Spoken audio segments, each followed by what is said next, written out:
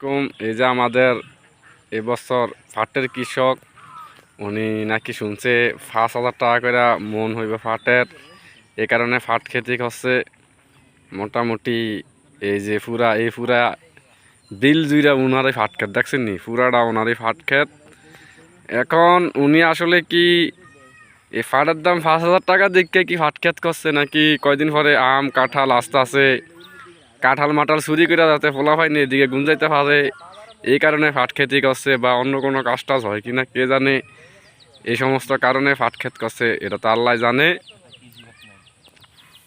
তো উনি আমি তো এই যে সরকারের কাছ থেকে আবেদন করছে একটা কৃষি কার্ড দিতে বিল্লা। আরো কি কি কার্ড লাগবো? কৃষি কার্ডই লাগবে একটা। তো সরকারের প্রতি আকুল আবেদন, ওনার একটা কৃষি কার্ড দিয়েন।